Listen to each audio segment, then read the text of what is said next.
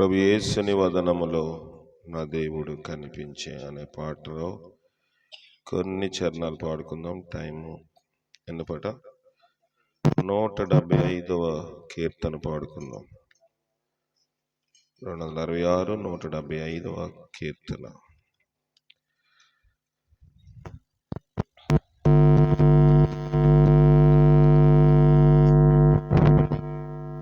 మొదటి 4 చరణాలు పాడుకుందాం. ప్రభు యేసుని వదనములో నా దేవుడు కనిపించే, ప్రభు యేసుని వదనములో నా దేవుడు కనిపించే, పాపాత్ముల బ్రోచుటకై కృపలో లిఖిన కలువరిలో, పాపాత్ముల బ్రోచుటకై కృపలో లిఖిన కలువరిలో, పరలోకముకై చిరజీవముకై, పరలోకముకై అందరూ ప్రార్థించెను నా హృదయం. ప్రభు యేసుని దావులు చచ్చిపోవాలి, అలా కొట్టాలి చప్పట్లో. నా దేవుడు కనిపించే, దిశలన్నీయ తిరిగి తిని, నా పాపపు దాహముతో దిశలన్నీయ తిరిగి తిని, నా పాపపు దౌష్ట్యములో మసలచను, దౌర్జన్యం చేయచను, దౌష్ట్యములో మసలచను, దౌర్జన్యము ధన పీడనతో మృగవాంఛలతో, ధన పీడనతో మృగవాంఛలతో దిగజారితి చావునకు. ప్రభు యేసు ఎంత కావాలి దానికి లో నా దేవుడు చెండాడితి బ్రతుకులను, దహించితి గృహములను, చెండాడితి బ్రతుకులను, దహించితి. చెరగవు నా పాపములు, తరగవు నా వేదనలు, చెరగవు నా పాపములు, తరగవు నా వేదనలు, చనిపోయినను ధర వీడినను, ధర వీడినను చల్లారవుష. ప్రభు యేసుని వదనములో నా దేవుడు పలుమారలు వినుచుంటి, నజరేయుని పలుమారలు వినుచుంటి, నజరేయుని నీతి గదా, పరిహాసము చేసి తిని, పరమార్థమే మోసమని, పరిహాసము చేసి తిని, పరమార్థమే మోసమని,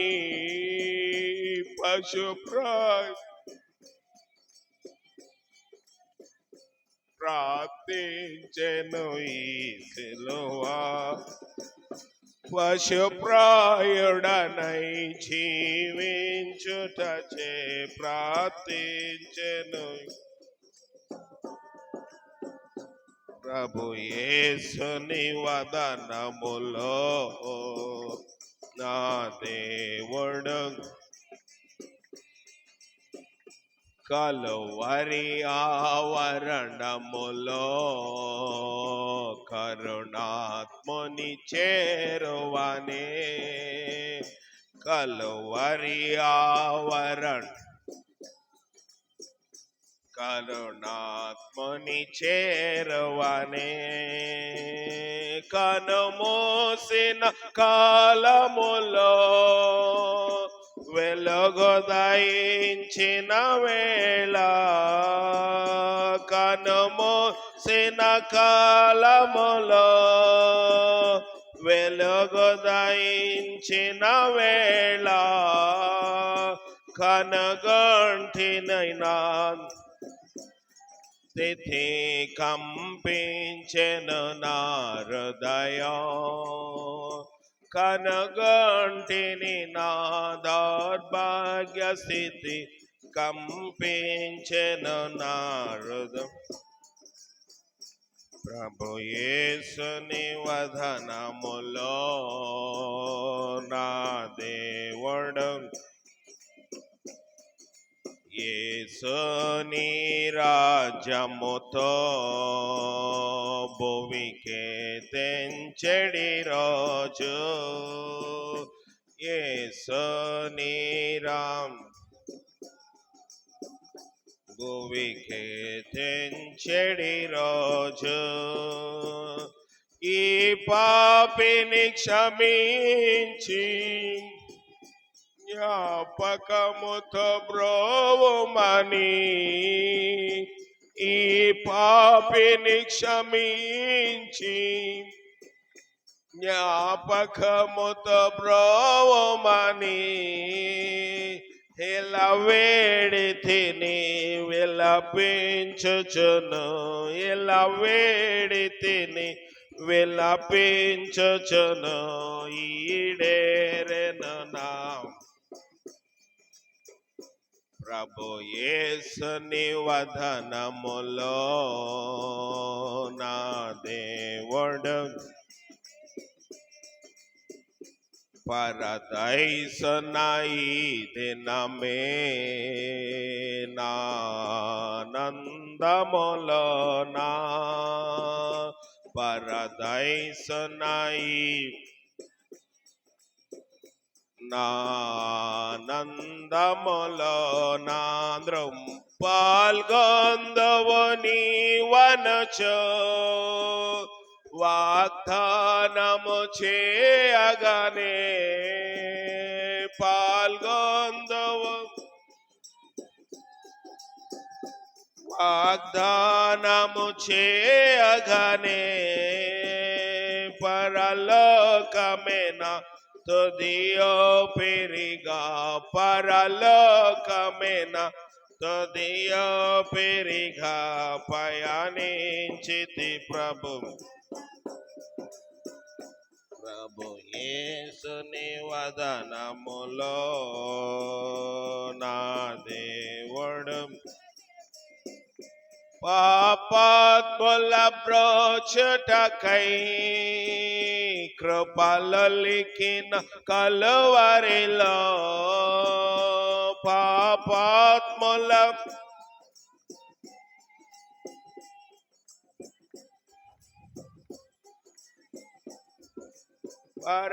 పరలోకముకై చిరజీవముకై పరలోకం ప్రార్థించెను నా హృదయం ప్రభు యేసుని వదనములో నా దేవుడు కనిపించే నములో నా దేవుడు కనిపించే.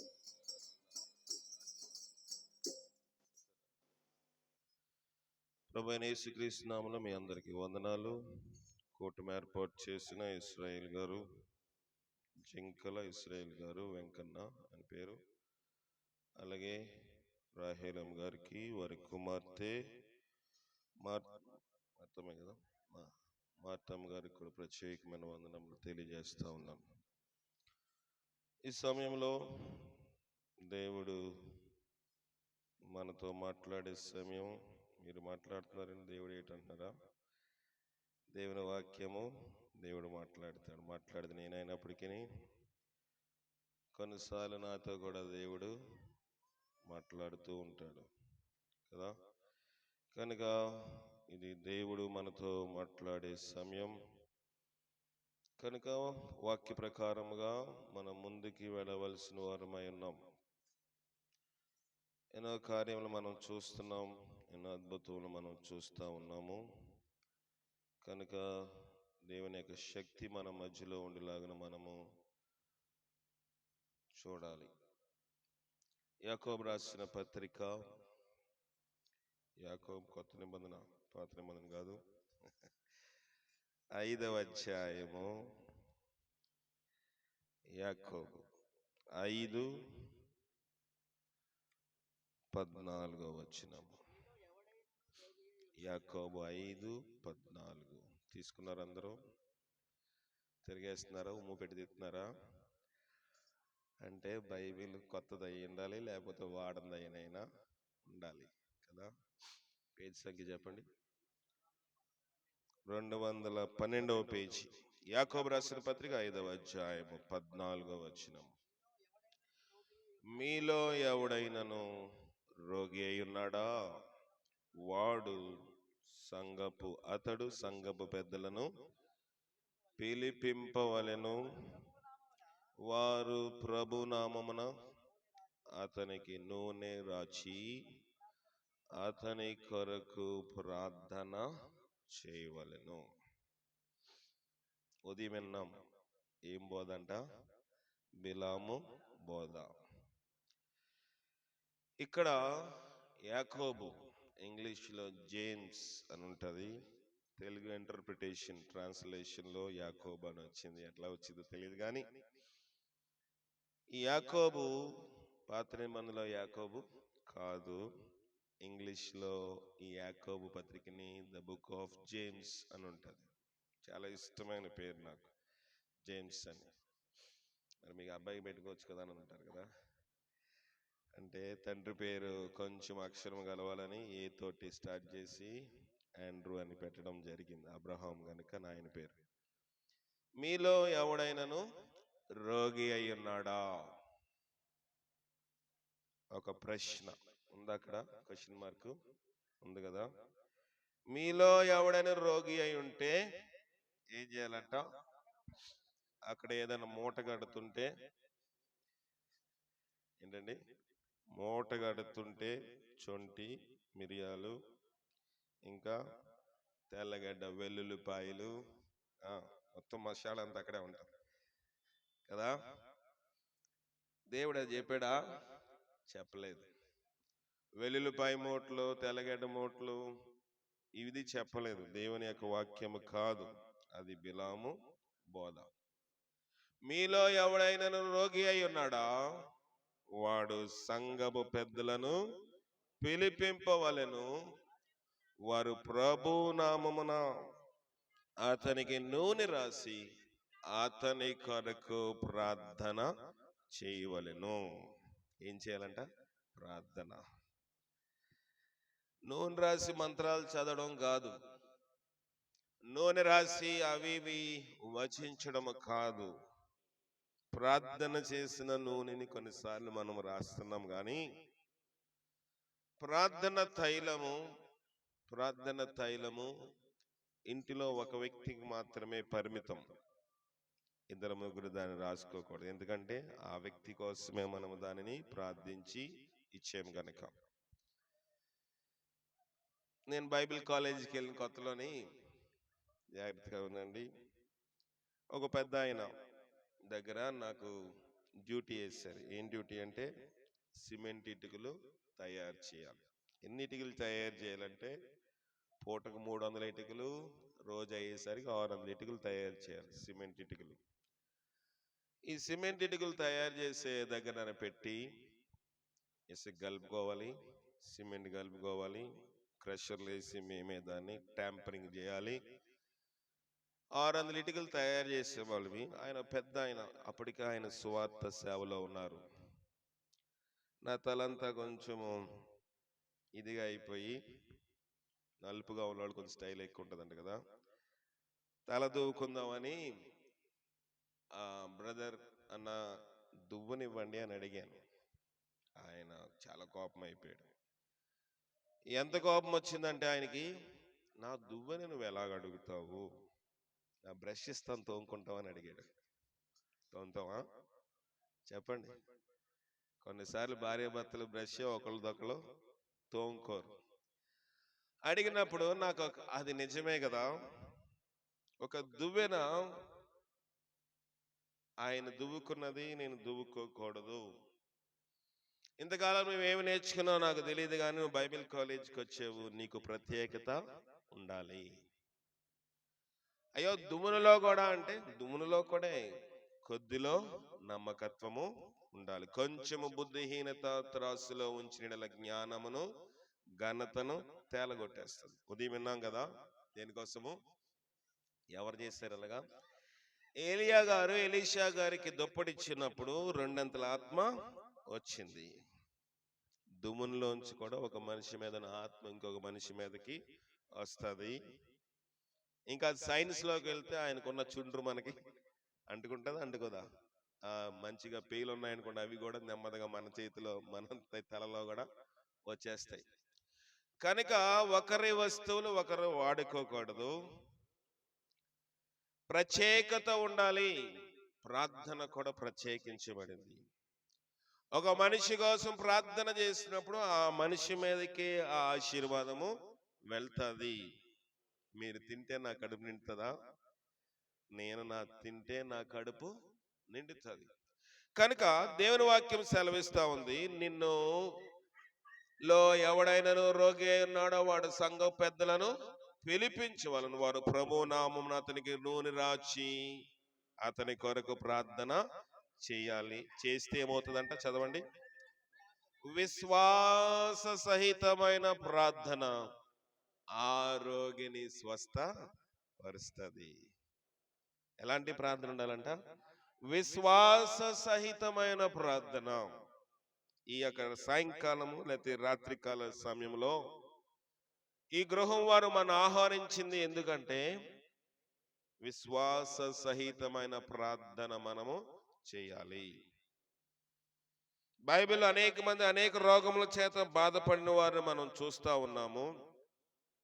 అనేక మంది అనేక రకమైన వారిని మనం ఉన్నట్లుగా మనం చూస్తా ఉన్నాము.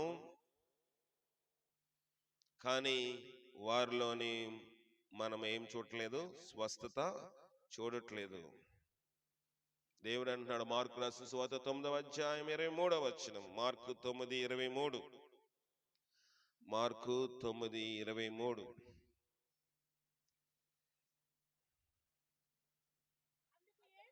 అందుకు యేసు, నమ్ముట నీ వలనైతే నమ్మువానికి, మార్కు 9:23, నమ్మువానికి సమస్తమును సాధ్యమే అని అతనితో చెప్పెను.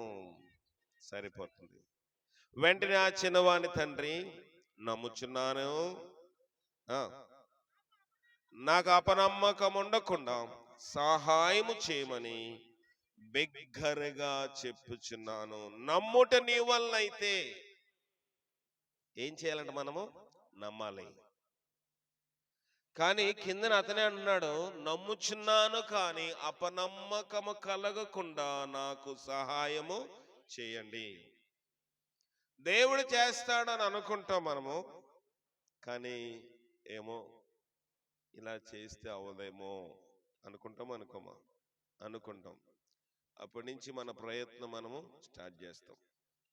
దేవుని చేతిలో మనము ఏ సమస్యను విడిచిపెట్టం. ప్రభువా, ఈ సమస్యకు పరిష్కారము నీవే. మనము చేయవలసిన ప్రయత్నం మనం చేస్తాము. దేవుని చిత్తానికి మనము దాన్ని అప్పగించాలి. అందుకే యేసు నమ్ముట నీ వల్ల అయితే నమ్మువానికి సమస్తము సాధ్యమే.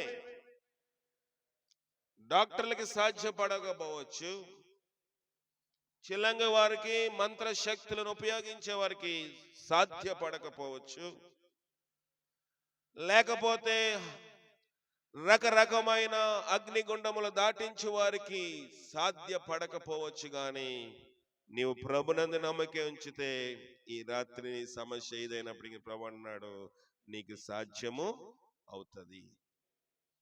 దేవుని యందు నమ్మకం ఉంచాలి మనము. లోకములో ప్రతి ఒక్కరికి సమస్యలు వస్తాయి.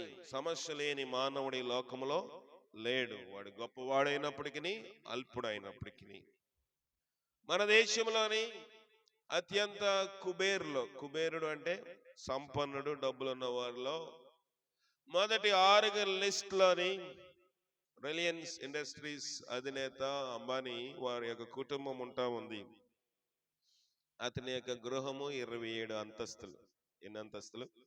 27 అంతస్తులు. అతనికి సమస్య లేదంటారా?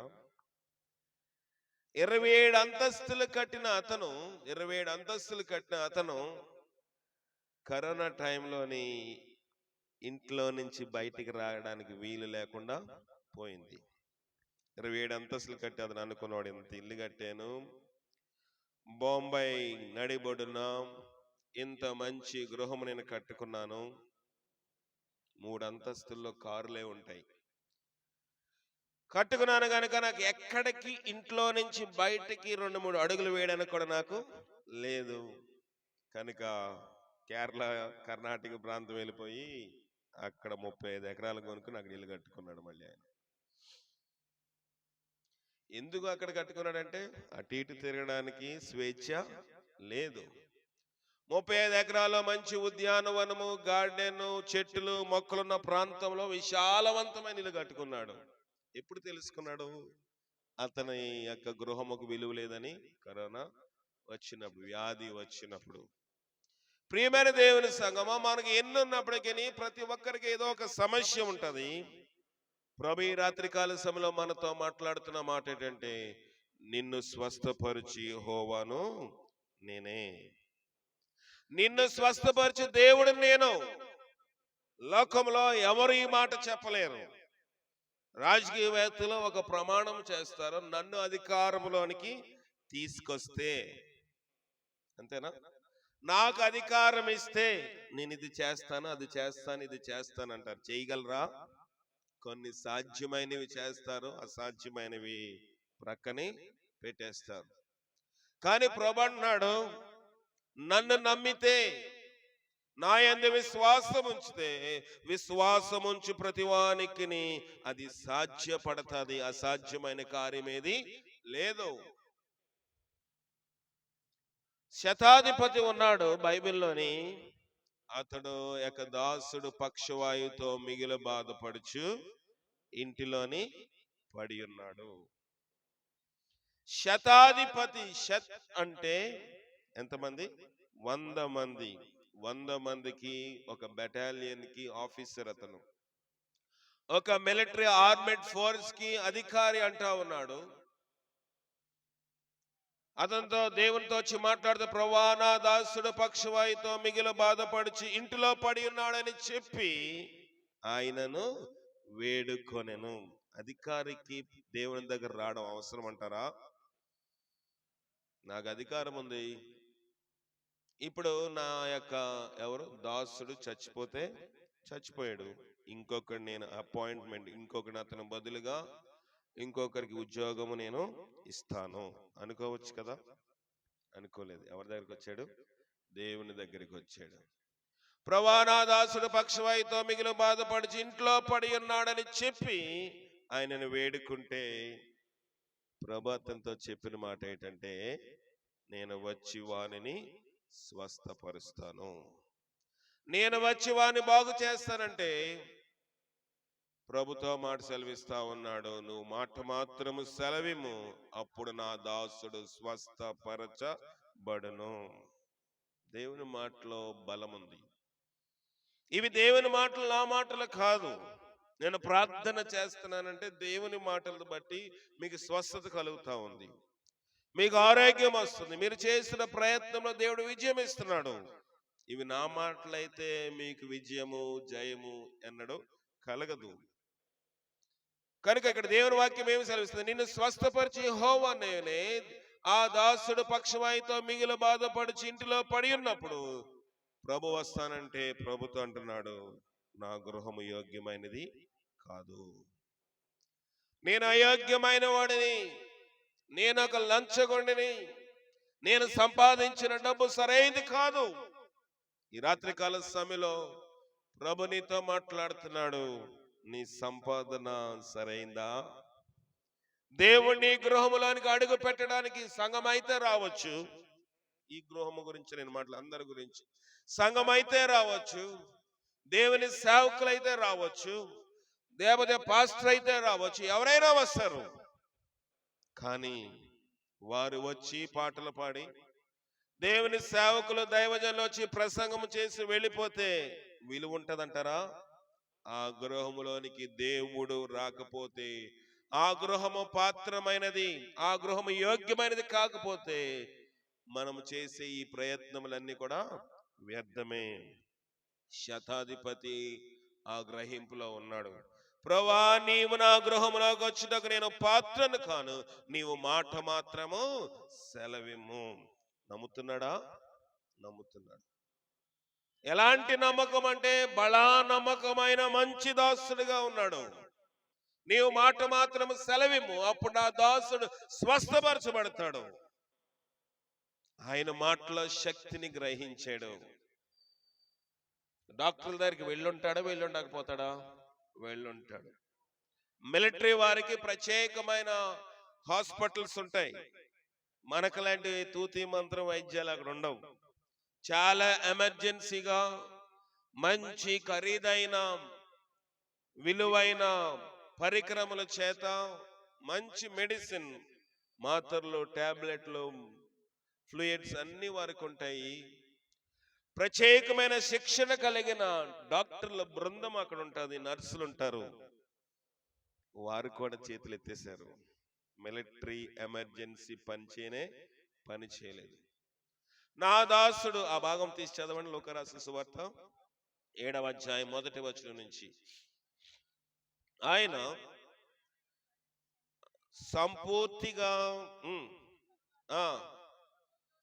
కపెర్నహూములోనికి వచ్చెను. ఒక శతాధిపతి ప్రియుడైన దాసుడొకడు రోగి అయి చావ సిద్ధమై ఉండెను. శతాధిపతి యేసుని గురించి విని తన దాసుని స్వస్థపరచవలనని ఆయనను వేడుకొనుటకు, ఎవరినంట? యూదుల పెద్దలను. ఎలాంటి దాసుడు అంటే అతను? ప్రియమైన దాసుడు. అందరూ ప్రియంగా ఉండరు. అందరినీ ప్రేమిస్తారు అధికారులు, బాగా పనిచేసే వారిని, నమ్మకంగా ఉన్న వారిని బాగా ప్రేమిస్తారు. ఒక శతాధిపతికి మిగిలిన ప్రియమైన దాసుడు. నేను చెప్తున్న మాట మరి ఎక్కడుంది? మత్తయి రాసిన సువార్త 8వ అధ్యాయంలో ఉంటుంది చూడండి, 6వ వచనం అనుకుంటా, 6-5 వచనాల మధ్యలో ఉంటుంది, చదవండి.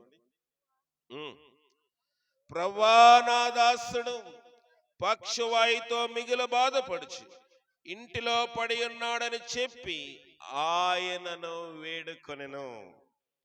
ఇక్కడ పక్షవాయు ఉన్నది, ఇంటిలో ఉన్నాడని చెప్పాడు. లూకా అన్నాడు మిక్కిలి ప్రియమైన దాసుడు.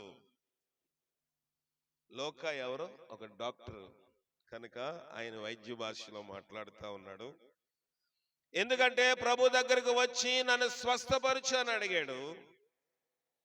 ఎంతవరకు వెళ్ళాడంటే ప్రభు గురించి విన్న తర్వాత తన ఉద్యోగం పక్కన పెట్టాడు, తన పలుకుబడిని పక్కన పెట్టాడు, తన ఆర్మీని పక్కన పెట్టాడు, తన స్థితిగతులన్నీ ప్రక్కన పెట్టి, ప్రభువా, నా దాసుడు పక్షవాయుతో మిగిలి బాధపడుచు ఇంటిలో పడి ఉన్నాడు. ఎలాగున్నాడంట?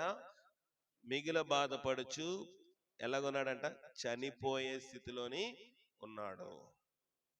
ఆఖరి స్టేజ్. ఆఖరి స్టేజ్ ఏం చేస్తారు చాలా మంది చెప్పండి? ఏం చేస్తారు మీరు చెప్పండి? ఆహా, ఆస్తుల మంచిది. ఇంకా బయటేసేస్తారు. అవునా? ఆఖరి వచ్చి బయట వేస్తారు, ఇక్కడ వేస్తారు. ఎందుకని ఇంట్లో చచ్చిపోతే మళ్ళీ కాపురం ఉండకూడదని ముందే బయట వేసేస్తారు కదా. సాంప్రదాయం ఉంటది. వాళ్ళు కట్టుకున్న ఇల్లు వాళ్ళు కూడా ఆఖరి రోజులో సంతోషంగా ప్రాణం విడడానికి కూడా ఈ సంస్కారము ఒప్పుకోదు. నీచమైన సంస్కారం. కనుక ఒక మనిషి కట్టుకున్న ఇల్లులోని ఆఖరి శ్వాస, తుది శ్వాస విడవక ముందు ఆ మనిషిని ప్రశాంతంగా ఇంటిలో కూడా పడుకోనివ్వరు. బయట పందిరి లేకపోతే ఒక సామ్యాన వేసి బయట పడిసేస్తారు. ఆ బాధతో సగమాడు ముందుగానే చనిపోవాలి. ఇది నీ సాంప్రదాయం. ఇది నీ మత గ్రంథము నీకు బోధించేది. ఒక మనిషికి ఆఖరి దినములో కావాల్సింది ఆదరణ. ఒక మనిషి ఆఖరి దినంలో ఉన్నాడు. ఎక్కడున్నాడంటే ఇంటిలోని పడి ఉన్నాడు. ఈ శతాధిపతి పందిరిలో వేయలేడా? టెంట్ వేసి బయట వేసేలేడా? ఏమైనా చేయగలడు. కానీ అతనికి మానసిక ఒత్తిడి ఇవ్వకూడదని ఇంటిలోనే అతనిని ఉంచి అతను మాత్రం దేవుని దగ్గరికి వచ్చాడు. ఈ రాత్రి సమస్య ఏదైనప్పటికీ, ఈ రాత్రి వ్యాధి ఏదైనప్పటికీ, బాధ ఏదైనప్పటికీ ప్రభు అంటున్నాడు, నమ్ముటి నీ వల్ల అయితే నమ్మువానికి సమస్తమును సాధ్యమే. దేని మీద నమ్మిక ఉంది నీకు? మంత్రశక్తుల మీద నమ్మిక ఉందా? లేకపోతే ఒక తాడో తాయితో కట్టించుకొని వాటి మీద నమ్మిక ఉందా? మసీదుకి పోయి ఆ యొక్క మసీదులో ఉన్న గురువో వారో ఇచ్చే ఆ యొక్క తాడు ఏమంటారు దాన్ని, తాయిత్ మీద నమ్మకం ఉందా? దేని మీద నీ నమ్మిక? నమ్ముట దేవుని మీద ఉండాలి. ఏ వ్యాధి అయినప్పటికీ, ఎలాంటి సమస్య అయినప్పటికీ నువ్వు ప్రభు దగ్గరికి రావాల్సి ఉన్నది. శతాధిపతి అంతటి వాడే ప్రభు దగ్గరికి వచ్చాడు. అతని యొక్క రికమెండేషన్ పనిచేసిందా? పనిచేయలేదు. అతని యొక్క ఉద్యోగ నైపుణ్యం పనిచేసిందా? పని చేయలేదు. అతను మిలిటరీ హాస్పిటల్స్ పనిచేసే పని చేయలేదు. అతడు యేసుని గురించి విన్నాడు. వినుట వలన విశ్వాసము కలుగును. ఏమంటున్నాం మనం? ఈవేళ ఏది సినిమా రిలీజ్ అవుతుంది కదా, బెనిఫిట్ షో ఏమంటారు? బెనిఫిట్ షో అయినా ముందుగా వేసేదాన్ని ఏమంటారు అబ్బాయి? చెప్పు, నీకు బాగా తెలుసు కదా. ఏం show? Fan show. Fan show అంటే ఇప్పుడు ఇంక ట్యూబ్లైట్ షో ఏం లేదేమో కదా. బెనిఫిట్ షో లేకపోతే ఫ్యాన్ షోకి వెళ్ళాలి. వెళ్ళి అక్కడ ఫోటో తీసుకుని ఏం పెట్టాలి? స్టేటస్ పెట్టాలి. నేను చూసేసేను ఈ సినిమా మీ అందరికన్నా ముందు. దేని గురించి వింటున్నాం మనం? దేవుని గురించి వినాలి. ఏముంది? నేను హోటల్స్ లో పనిచేసేటప్పుడు చాలా మంది తీసుకొచ్చారు. వెళ్తారా సార్ మీరు టికెట్? నాకు వద్దు బాబు. సార్ మీరు వచ్చి ఆ సినిమా ఎవరు వాళ్ళు యాజమాన్యము ఓనర్స్ వాళ్ళు వచ్చి, అయ్యా మీరు మాకెంతో అది చేస్తున్నారు ఇది చేస్తున్నారు కదా, ఈ టికెట్స్ తీసుకుని నాకు వద్దండి. మా పక్కన చిన్న స్టాఫ్ అనేవారు, ఆయన చూడపోవచ్చు మాకు ఇవ్వచ్చు కదా టికెట్. బెనిఫిట్ షోకి అంత వాల్యూ అండి. మీకు ఏం తెలుసు? మీరు చూడకపోతే చూడకపోయారు కానీ నేను చూస్తాను, మాకు ఇవ్వండి అంటే నేను మురుకులో కాళ్ళు పెట్టను, మిమ్మల్ని కాళ్ళు పెట్టమని నేను చెప్పలేను. మురికిలోని కాళ్ళు పెట్టడానికి మనుషులు అది ఒక స్టేటస్, అంటే అది వారి స్థితిగా వారు భావిస్తా ఉన్నారు. దాని గురించి వింటాం. ఊర్లోని లేకపోతే పట్టణంలోనో కొత్త షాప్ ఏదొచ్చింది, డిస్కౌంట్ ఎంత ఇస్తున్నారు, చీర ఒకటి కొంటే ఒకటి ఫ్రీ అంట. అందరికీ చెప్తామా చెప్పమా? చెప్తాం. ఈ చీర కొన్నాను ఇక్కడ 100 రూపాయలు బాబు, మన ఇంటింటికి వచ్చే వాళ్ళు మాత్రం 200 తీసుకుంటారు. కనుక నువ్వు నెల్లూరు పోయి ఒక మంచి చీర తెచ్చుకో చెప్తాం. వాటి గురించి అయితే బాగా వింటాం. ఇంకా వేటి కోసం వింటాము? ఫలానా వాళ్ళ ఇంట్లోని ఫలానా జరిగిందంట కదా. ఇంట్లో విషయాలు కాదు, బయట ఊర్లో విషయాలన్నీ మనకే కావాలి. అవసరమా? చెప్పండి. అవసరం ఉందా? ప్రభు అన్నాడు, యెరూషలేము కుమార్తెలారా, నా నిమిత్తము కాదు మీ నిమిత్తము, మీ బిడ్డల నిమిత్తము ఏడవండి. అంటే ఇంట్లో వారి కోసం ఏడుపు లేదు, కానీ వీధిలో వారి కోసం నీకు ఏడుపు ఎక్కువ. వాక్యం వింటున్న మనకి, కూర్చున్న మనకి, శబ్దం ద్వారా వింటున్న మీకు, మీ ఏడుపు ఎవరి కోసము? ఇంట్లో వాళ్ళు ఎలాగున్నారు? ప్రభా, నా కుటుంబం, నా కుమారుడు ఎలాగున్నాడు, నా కుమార్తె ఎలాగుంది, నా భర్త ఎలాగుంది, నా భార్య ఎలాగుంది, నా తల్లిదండ్రులు ఎలాగున్నారు, దాని గురించి ఎవరికి ఎలాంటి కొంచెము కూడా చింత లేదు. పక్కింటి వాళ్ళు కూర ఏం వండుకున్నారు దగ్గర నుంచి మొదలవుతుంది. పక్కింటి వాళ్ళు ఏమి వాసన వస్తా ఉంది, ఏం చీర కట్టుకున్నారు, ఎవరు వస్తున్నారు ఇంట్లోకి, ఎవరు వెళ్తున్నారు, ఇదే ఏపకము, ఇదే ధ్యాస అయిపోయింది. ప్రియమైన దేవుని సంగమా, వినుట క్రీస్తుని గురించిన వార్త ఉండాలి. అప్పుడు నీకు నమ్మకం ఉంటుంది. పక్కింటి వాడి గురించి నీకెందుకు, పక్కింటి ఆమె కోసం నీకెందుకు? ప్రియమైన దేవుని సంగమా, ఇవన్నీ నీ ఆత్మీయ జీవితం నాశనం చేస్తాయి. కొంతమంది అంటారు, వీడికి ఇలా జరిగిందంటే ఇది ఎంత పాపం చేశాడు కదా, వీడికి ఇలాగ ఎందుకు జరగాలి? మనకెన్నో ఉంటాయి ఆల్రెడీ, మన కింద ఎన్నో జరిగినవి ఉంటాయి, ఏముండవు. ఇతరులు మాత్రము తీర్పు తీర్చుట్లో మన ముందు ఉంటాము. తీర్పు తీర్చకుడే మీకు తీర్పు తీర్చబడును. శతాధిపతి దేవుని దగ్గరికి వచ్చినప్పుడు అతను తీర్పు తీర్చుకుంటున్నాడు. ఏమని? నా గృహము. చదవండి ఆ భాగం కిందన 6వ ఎన్నో వచనం నాన్న, ఒక చదువు, మత్తయి చదువు, మత్తయి 8 చదువునా. ఆ శతాధిపతి, ప్రభువా, నీవు నా ఇంటిలోనికి వచ్చుటకు నేను పాత్రుడను కాను, మాట మాత్రము సెలవిము. తీర్పు తీర్చుకుంటున్నాడా? తీర్పు తీర్చుకోవట్లేదా? ఎవరైనా చెప్తారు అలాగా? పాస్టర్ గారు రాకపోతే చర్చి మార్చేయాలి కదా. పాస్టర్ గారు అరగంట లేట్ అయితే పక్కన ఇంకొక పాస్టర్ గారు అయితే చర్చి మార్చేయాలి. ఇతను అంటున్నాడు, ప్రభే స్వయంగా నేను వచ్చి ఆ పక్షిగాయ వలగాన్ని బాగు చేస్తానంటే, ప్రభువా, నీవు నా ఇంటిలోనికి వచ్చి నేను పాత్రుడను కాదు. ఎక్కడున్నాడంట ఈ రోగి? ఎవరింట్లో ఉన్నాడు? శతాధిపతి ఇంట్లో ఉన్నాడు. ప్రేమ గలవాడే శతాధిపతి, అవునా కదా? ఎందుకంటే మిక్కిలి ప్రియమైన వాడు. కొన్నిసార్లు మనం చెప్తాం కదా, ఇటీవల ఒక పెండ్లి సంబంధం చూడవలసి వచ్చినప్పుడు పాస్టర్ గారు నాతో చెప్తున్నారు, అయ్యా ఎలాగుంటాడండి పెండ్లి కుమార్ తరపున నేను, పెండ్లి కుమారుడు తరపున ఇంకో పాస్టర్ గారు వచ్చారు. మాట్లాడుతూ ఉన్నప్పుడు, అయ్యా ఎలాగుంటారండి ఈ అబ్బాయి అంటే, ఏమీ చెప్పవసరం లేదండి, నా పెద్ద కుమారుడు అనుకోండి అన్నాడు. ఏంటది? సాక్ష్యం. ఉదయం 3 గంటల నుంచి చర్చిలో ఉంటాడు. యవనస్తులందరినీ 3 గంటలకి చర్చిలో పోగేసి 4:30, 5 గంటల వరకు అందరితో ప్రార్థన చేయిస్తాడు. చాలా సంతోషం అనిపించింది.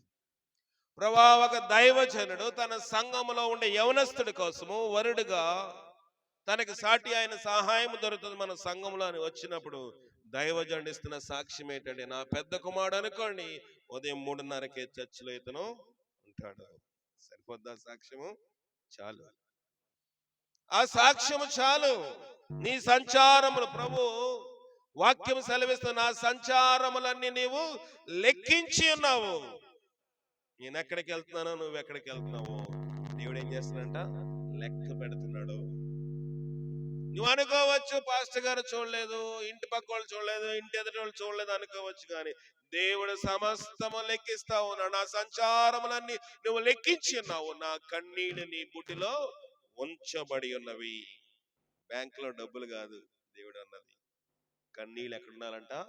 దేవుని బుడ్డిలోని, బాటిల్లోని దేవుడు భద్రపరిచాడంట. కన్నీరు ప్రార్థన చేస్తే నీవు నేను పలానా సమస్యకి ఎందుకు విజయం రాదో సవాల్ చేయొచ్చు.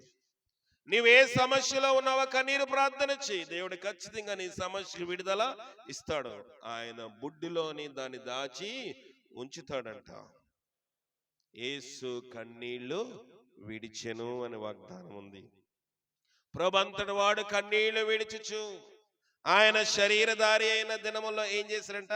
మహారోదనముతోను యాచనలను ఆయనకి సమర్పించినప్పుడు ఆయన అంగీకరింపబడెను. ప్రియమైన దేవుని సంగమా, శతాధిపతి రోగముతో బాధపడతా ఉన్నాడు. అవునా? కాదు. దాసుడు. నిద్రపోతున్నారా? కాదు కదా. నాకున్న జబ్బు ఏంటంటే మీ ఎవరైనా నేను చూడను, కానీ గమనిస్తూ ఉంటాను. ఇక్కడ శతాధిపతి దాసుడు పక్షవాయుతో ఉన్నప్పుడు శతాధిపతి ఎందుకు తగ్గించుకోవాలి? అవసరమా? అస్సలు అవసరం లేదు. అవసరం ఉందంటారా? మనమైతే మన కోసం మనం తగ్గించుకోము. తల కిందలుగా తపస్సు చేసిన నేను చేయనంటే చేయను, నేను రానంటే రాను. ప్రియమైన దేవుని సంగమా, నీ యొక్క మొండితనము దేవుని దగ్గర కాదు మనం ప్రదర్శించేది. ప్రభువు దగ్గరికి వచ్చిన తర్వాత తను తగ్గించుకుంటా ఉన్నాడు. ఎవరి కోసం తగ్గించుకోవాలి మనము? మన కోసం తగ్గించుకోవడానికే మనకి తల ప్రాణం తోకొస్తుంది. శతాధిపతి దాసుడి కోసము తగ్గించుకున్నాడు. శతాధిపతి దాసుడి కోసం తగ్గించుకున్నాడు. ఏది నీ తగ్గింపు? క్రైస్తవులుగా చలామణి అయిపోతున్నాం అంతే. క్రైస్తవులుగా పేరు మోసి బైబిల్ చంకలో ఉంటే నేను క్రైస్తవుడిని, పేరు మార్చుకొని బాప్తీసం తీసుకుంటే నేను క్రైస్తవుడని చలామణి అవుతున్నావు. ప్రయోజనం లేదు. ఈ భక్తి ప్రయోజనం లేదు. ఈ భక్తి నిన్ను పరలోకం తీసుకెళ్లదు. ఇహలోకములో కూడా శ్రమ అని వాగ్దానం సెలవిస్తా ఉంది. యెహెజ్కేలు రాసిన గ్రంథం 3వ అధ్యాయం 20వ వచనంలో ఒక మంచి మాటను చూడండి. యెహెజ్కేలు రాసిన గ్రంథం పాత నిబంధనలో ఉంటది. 3వ అధ్యాయం 20వ వచనంలో ఒక మంచి మాట ఉంది, చదవండి అక్కడ.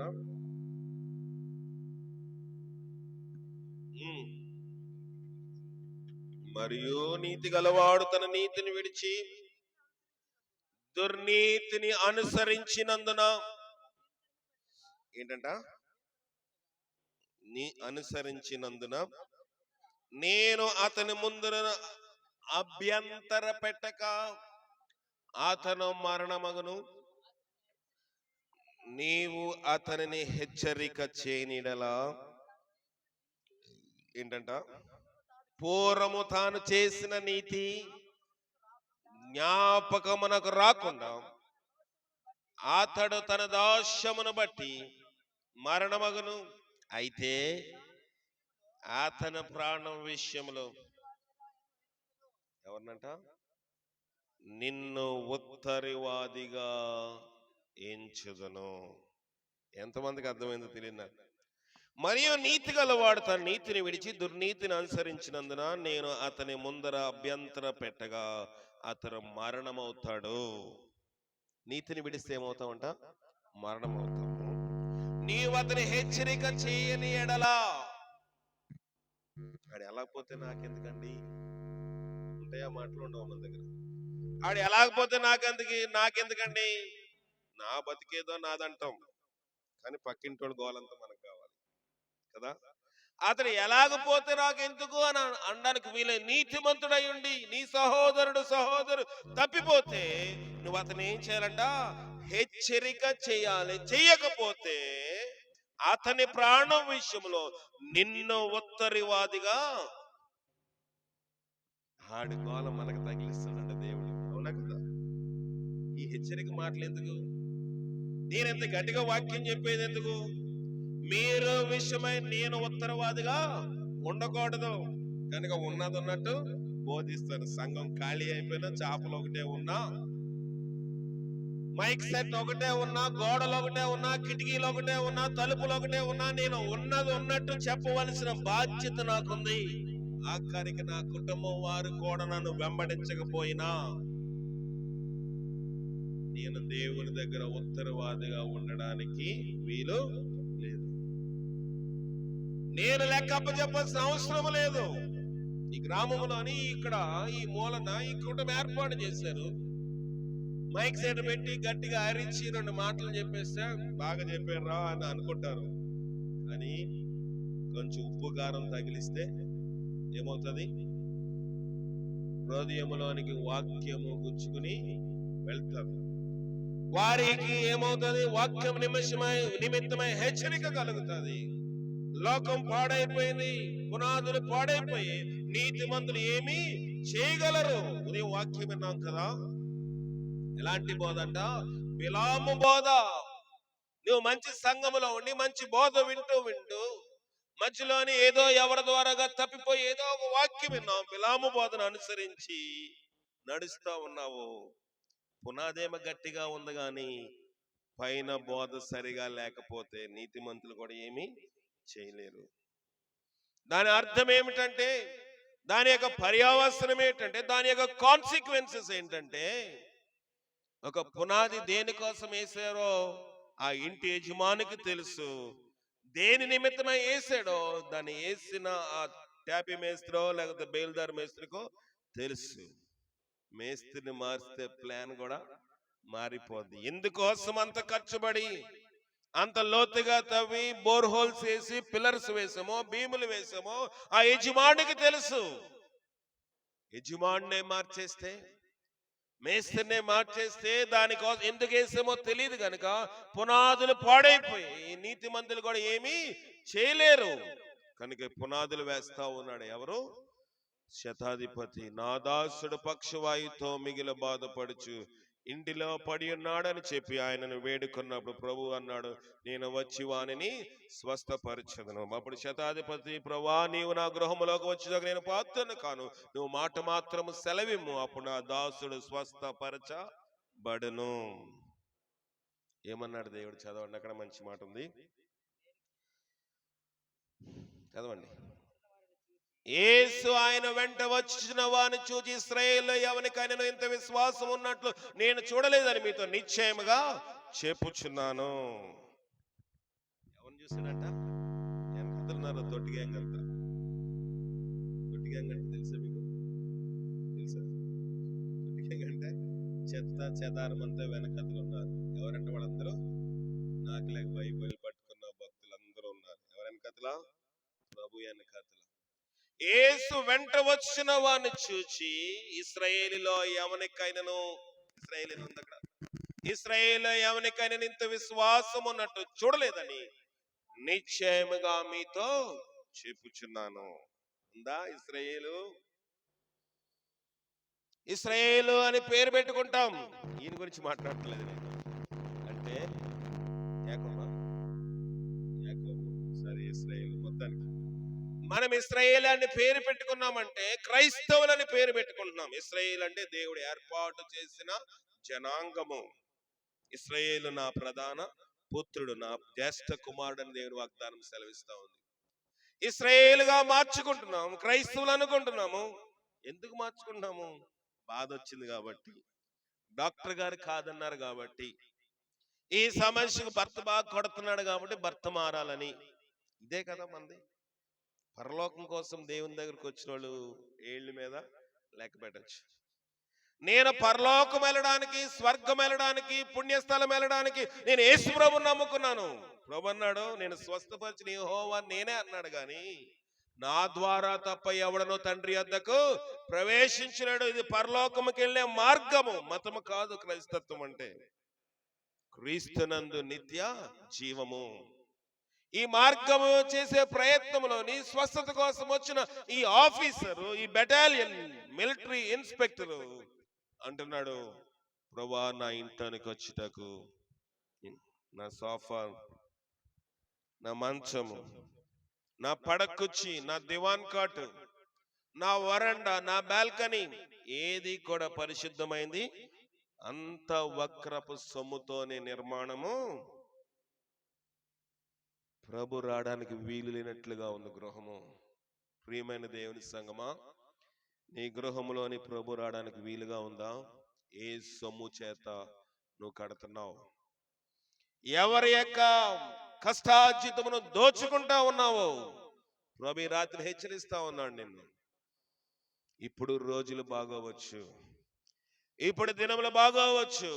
ప్రభు ఆ ఇంటిని దర్శించాలన్న కాలంలో ప్రభు దర్శనం ఆ గృహమునకు లేకుండా పోయింది. శతాధిపతి విశ్వాసము గొప్పదే గాని అతని ఇల్లు యోగ్యమైంది కాదు.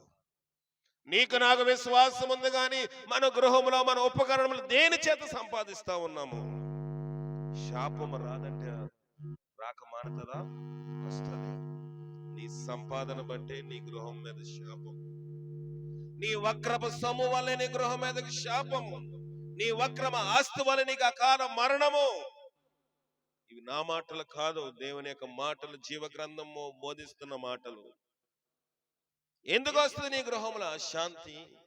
నీ గృహంలో ఎందుకు సమాధానంగా ఉన్నావు? ఎందుకు తీరని వ్యాధులు వస్తా ఉన్నాయి?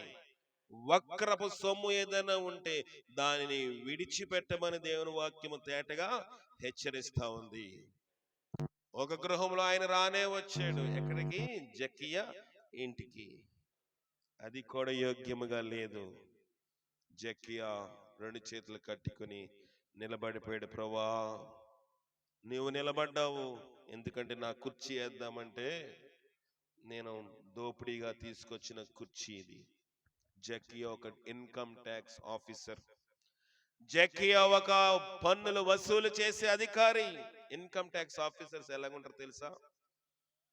నేను వాళ్ళందరితో మంచి పరిచయాలు ఉన్నవాడిని.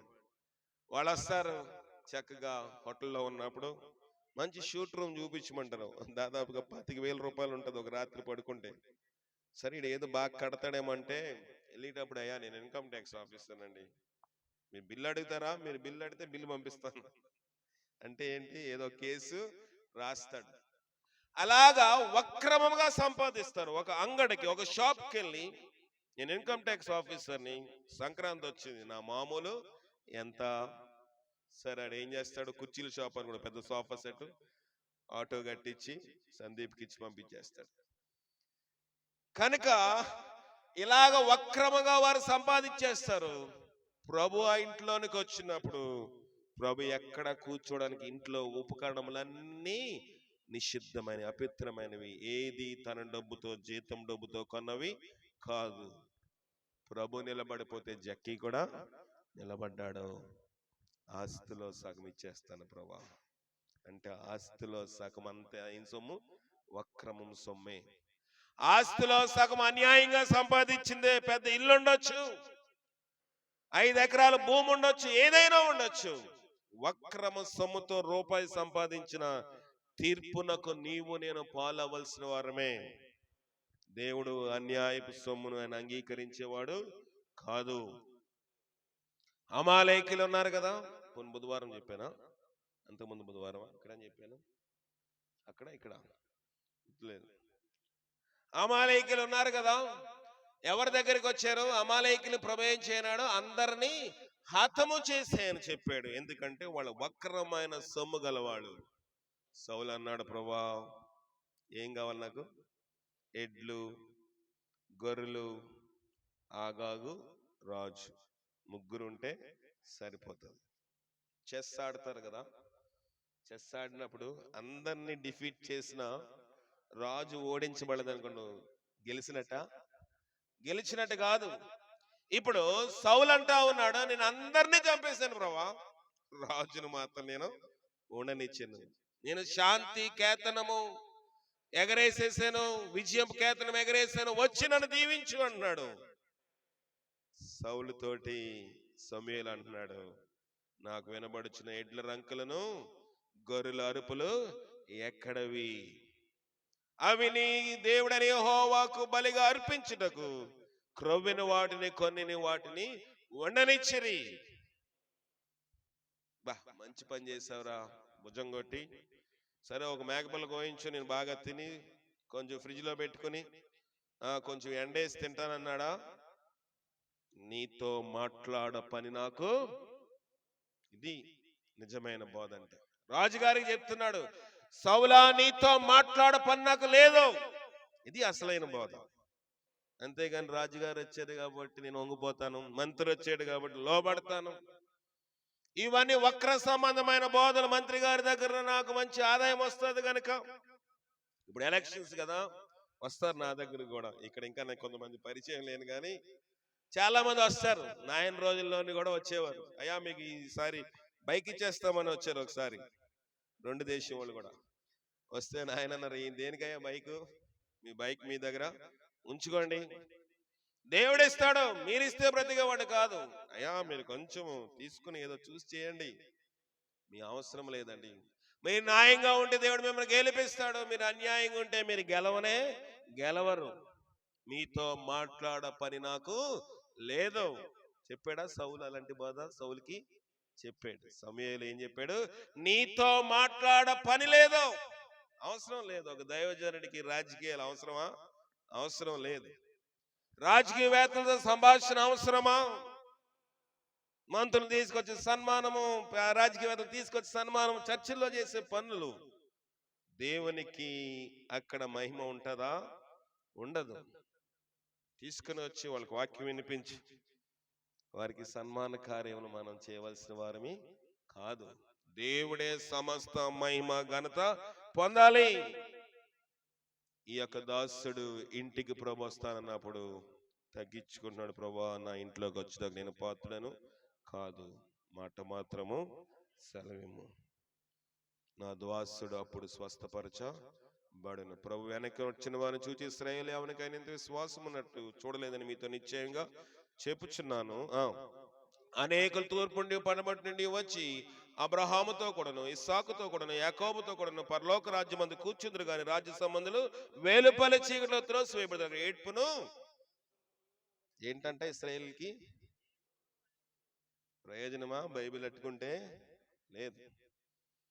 విశ్వాసము లేకుండా దేవునికి ఇష్టడైనట అసాధ్యము.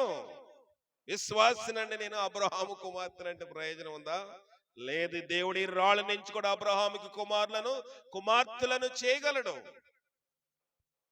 మెహర్బాణి భక్తి మనకొద్దు, విడిచిపెడదాం. ఇతరుల సవర చేసే భక్తి మనకొద్దు. ఆనందం పోసి నిమిరే భక్తి వద్దు. దేవుని వాక్యములో ఎంతమంది నిలబడగలరు? మంచి దినముల్లో ఉన్నాము. శతాధిపతి తన దాసుడి కోసం తగ్గించుకున్నప్పుడు విశ్వాస క్రియల్లోని ఎదుగుతూ వచ్చాడు. అంతవరకు ఉద్యోగంలో ఎదిగాడు, అంతవరకు ఆస్తులు ఎదిగాడు.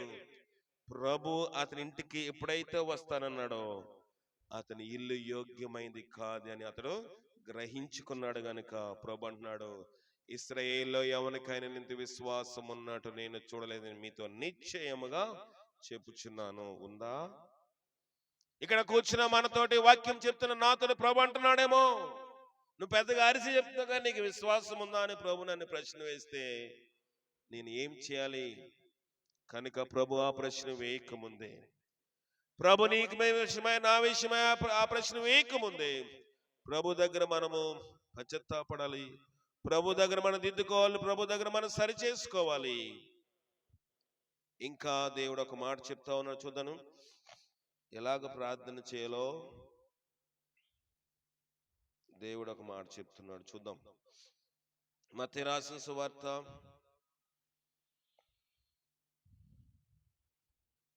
19వ అధ్యాయము 13వ వచనము.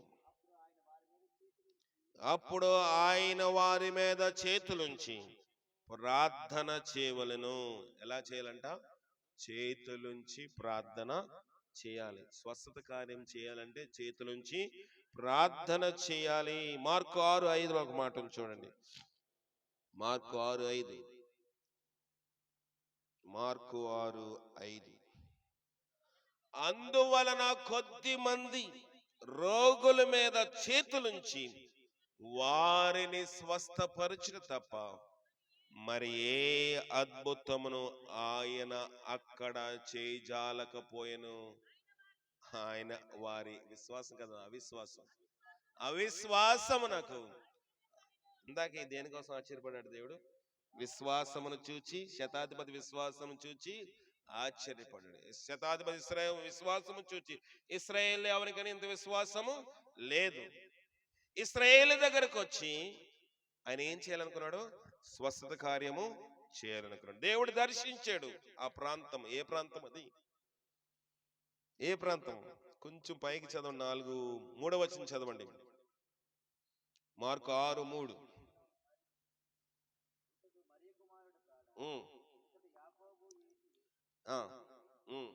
యోధా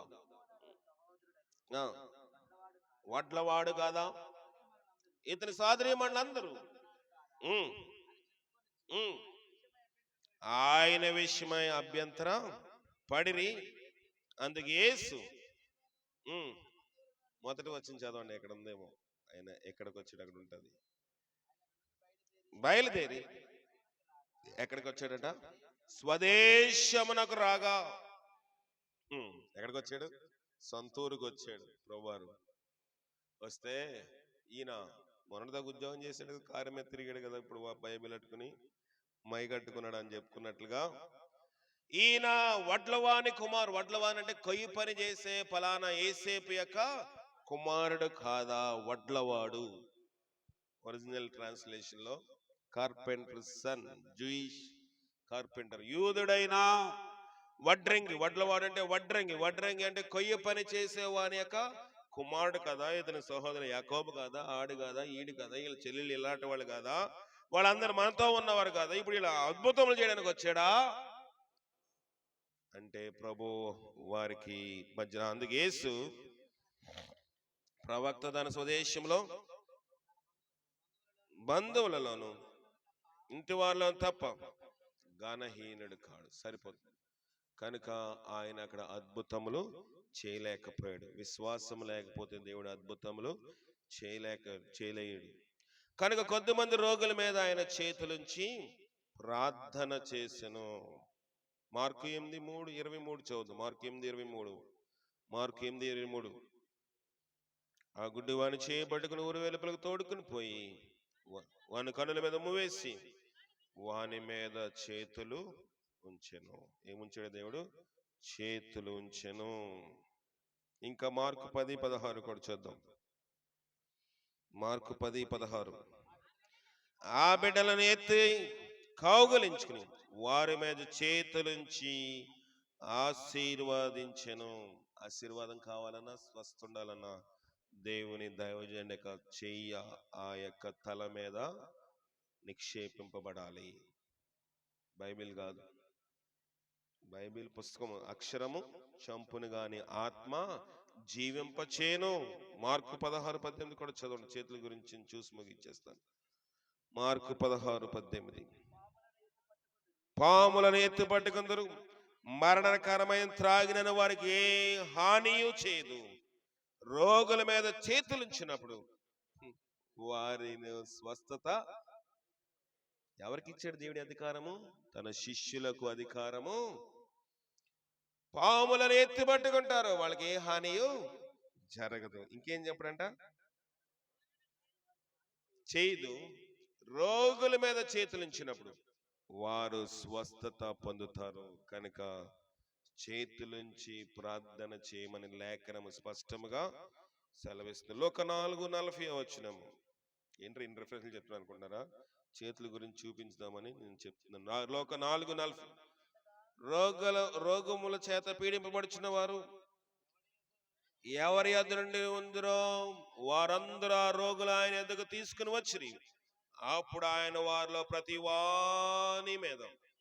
ప్రతివాని మీద చేతులుంచి వారిని స్వస్థత పరిచెను.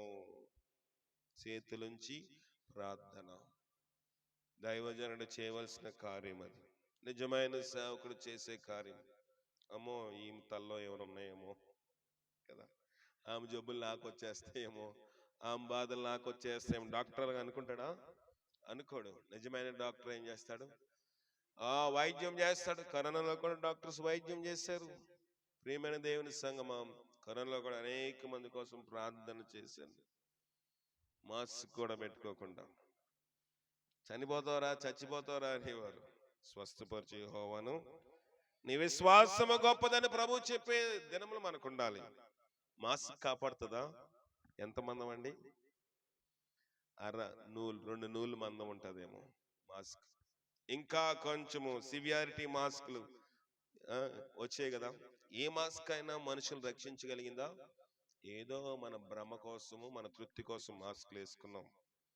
మాస్క్లు వేసుకోకుండా ఇక్కడికి వచ్చేవాడిని వారం విడిచి వారము ఇంటికి వెళ్ళి అక్కడ వాక్యం చెప్పి మళ్ళీ డ్యూటీకి ఆదివారం సోమవారం నిజానికి వెళ్ళా వచ్చేవాడిని.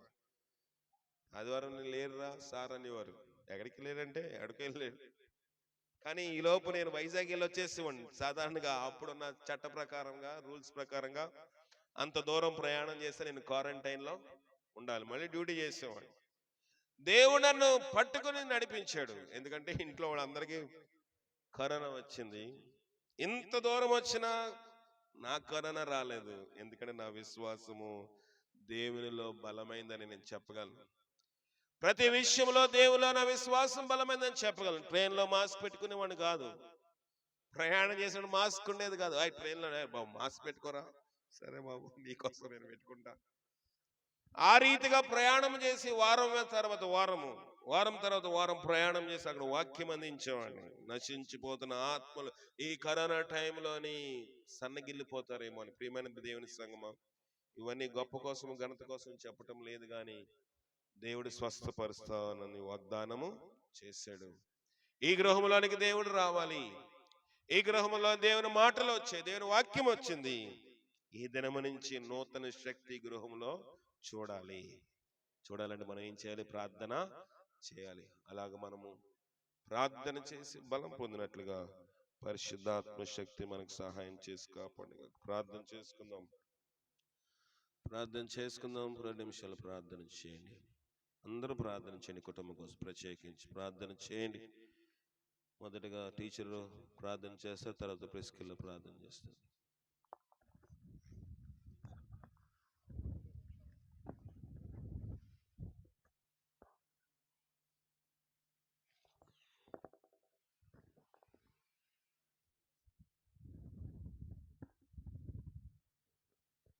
జీవం గల దేవా, నీ ఘనమైన శ్రేష్టమైన నామానికి లెక్కలేని స్థుతులు స్తోత్రాలు చెల్లించుకుంటున్నాం తండ్రి.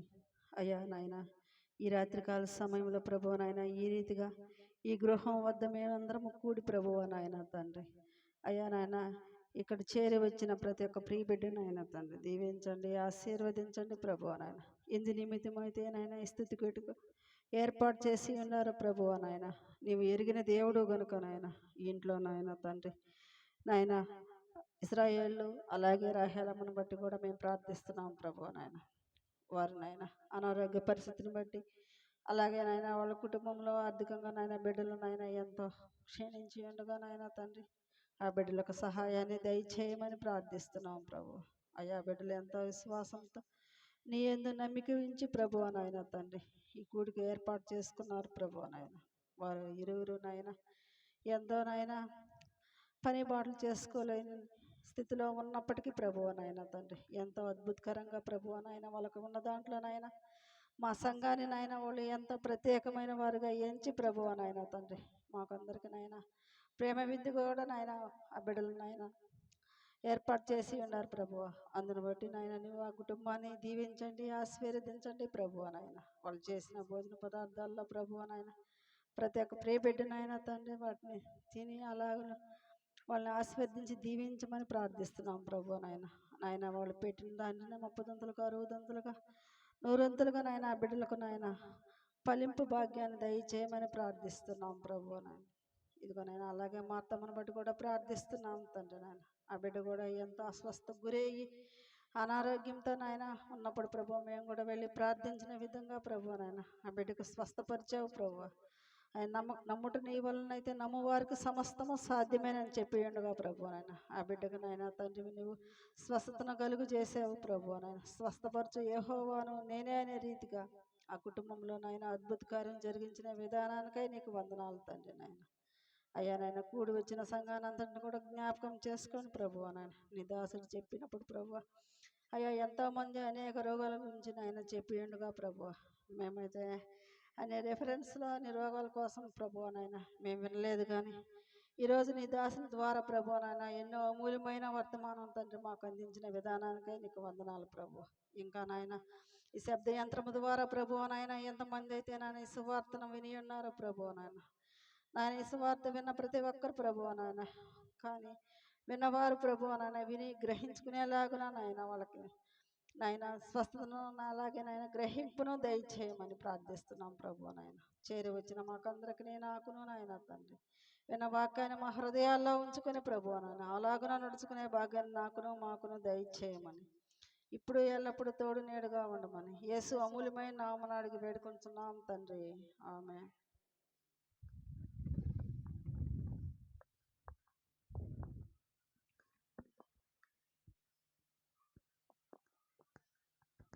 స్తోత్రములు చెల్లించుకుంటున్నాను దేవా.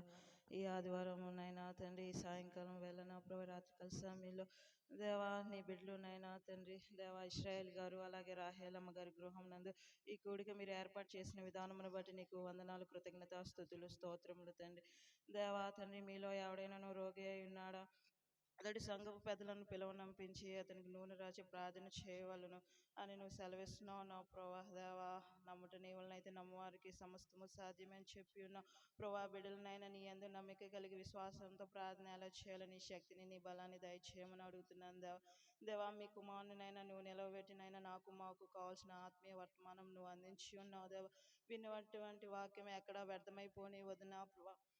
దేవా మా హృదయం అనే పలకల మీద రాసుకుని దేవా తండ్రి నెరమరు వేసుకుని బిడ్డలుగా సహాయాన్ని దయచేయమని అడుగుతున్నాను దేవా. అన్ని దినమునైనా తండ్రి దేవా నీ వాకుల లేఖనం సెలవిచ్చినట్టుగా దేవా ప్రార్థనలో బలం ఉంది, ప్రార్థనలో శక్తి ఉన్నది నైనా తండ్రి. విశ్వాసహితమైన ప్రార్థన రోగిని స్వస్థపరుస్తుందని నీ వాక్య లేఖనం సెలవేసింది ప్రోవా. దేవా కుటుంబం కొరకు ప్రార్థన చేయించుండగా నీ శక్తిని నీ బలాన్ని వారికి సహాయంగా దయచేయమని అడుగుతున్నాను దేవా. నీ కృప చూపించండి తండ్రి. నేను స్వస్థపరిచి యెహోవాను నేనే అని మీరు సెలవిస్తున్నారు ప్రోవా. దేవా తండ్రి ఆనాడు ఉన్న దేవుడు ఈనాడు కూడా ఉన్నావు నా ప్రభా. మేము నజరేయుడైన యేసు నామంలోనే ప్రార్థన చేయించున్నాం, కానీ వేరొక నామంలో మేము ప్రార్థన చేయట్లేదు తండ్రి. దేవా నా నామం పేరట మీరు తండ్రిని ఏది అడుగుదరో నేను అది నీకు దయచేస్తానని సెలవిస్తున్నావు ప్రభా. నీ నామం పేరటనైనా వారికి స్వస్థత దయచేయమని అడుగుతున్నాను దేవా. వారు ఏ అనారోగ్యంతో ఉంటున్నారు, ఏ ఇబ్బందుల్లో ఏ ఇరుకుల్లో ఉంటున్నారో నైనా తండ్రి సమస్తం ఎరిగిన గొప్ప దేవుడు నా ప్రభా. దేవా వారిని ముట్టుము తండ్రి, సంపూర్ణ ఆరోగ్యమును దయచేయండి దేవా. దేవా ఇంకా నైనా తండ్రి నీ స్థలంలోనే ప్రార్థన చేసే బిడ్డలకు సహాయం దయచేయండి. నీ భక్తులు ఎదిగే బిడ్డలకు సహాయాన్ని దయచేయమని అడుగుతున్నాను దేవా. లోకంలో ఉండే వారికి ప్రత్యేకంగా ఉండడానికి నీ సహాయాన్ని నీ సన్నిధి కాంతిని దయచేయమని అడుగుతున్నాం దేవ. ఈ కుటుంబానికి నైనా మాకు ఆశీర్వాదకరంగానైనా తండ్రి దేవా మీ దాసులు నిలవబెట్టినైనా తండ్రి మాకు నీ జీవాహారాన్ని నైనా పంచిచ్చున్నావు, అందుని బట్టి వందనాలు చెల్లించుకుంటున్నాను దేవా. దేవా వారు నైనా ఇస్తున్న ప్రేమ ఇందులో కూడా నీ సహాయాన్ని దయచేయండి దేవా తండ్రి. వారిని మీరు ఆశీర్వదించుము, దీవించుమని క్రీస్తు ద్వారా అడిగి వేడుకుంటున్నాం పరమ తండ్రి, ఆమేన్. మహోన్నతురాని పాదముల కొందనములు కూటమి ఏర్పాటు చేయబడింది. మీ సంఘముగా వచ్చి పాటలు పాడి వాక్యం అందించాం. వీరికే కాదు కూడి వచ్చిన సంఘమును శబ్దయంత్రం ద్వారా అనేక మంది వాక్యం విన్నారు. వాక్యం ఎవరి హృదయంలోని క్రియ జరుగుటకు సహాయం దయచేయి. ప్రతివించే శక్తులకు బలం, అంధకార శక్తులకు బలం, లైకత్వ విగ్రహ మంత్రశక్తులకు బలం యేసు నామములో గద్దిస్తా ఉన్నాను. నువ్వు మాకు అధికారం ఇచ్చావు. నీ నామంలో శక్తి బలముందు నమ్ముటి నీ వలన నమ్మవానికి సమస్తమే సాధ్యమన్నావు. ఈ రాత్రిని విడుదల ప్రకటించుండగా నీ దాసుడిగా నీ బిడ్డగా దేవా తండ్రి నీకు బిడ్డలుగా దేవ చేయించిన ప్రార్థనను బట్టి బిడ్డలకు విడుదల మీద దయచేయండి. ఇదిగో నేను ఒక నూతన క్రియను చేయబోచున్నాను, ఈనాడే అది మొలచును అని వాగ్దానం సెలవిస్తా ఉంది. ఆ రీతిగా ఈ దినం నుంచి గొప్ప కార్యం గృహంలో మేము చూచుట దేవ చెవులికి వినబడినవి హృదయమున గోచరిగా అద్భుతములు మా పట్ల మీరు జరిగించి వాక్యాన్ని లోబడి నీ అందు విశ్వసించే భాగ్యం నాకు మాకు మీరు దయచేసి బలహీనంగా ఉన్న ఈ కుటుంబం అంతటినీ జ్ఞాపకం చేసుకుని అణువణువున మీరు ముట్టి స్వస్థపరచమని క్రీస్తు ద్వారా వేడుకొనుచున్నాం పరమ తండ్రి, ఆమెన్. మన తండ్రి అయిన దేవుని యొక్క ప్రేమ, కుమారుని యేసుక్రీస్తు వారి యొక్క కృప, పరిశుద్ధాత్మక అన్యోన్య సహవాసము ఇప్పుడు ఎల్లప్పుడు సదా మనకి తోడయండి నడిపించి ఈ కుటుంబానికి మనకి విడుదలిచ్చి కాపాడును గాక. ఆమెన్.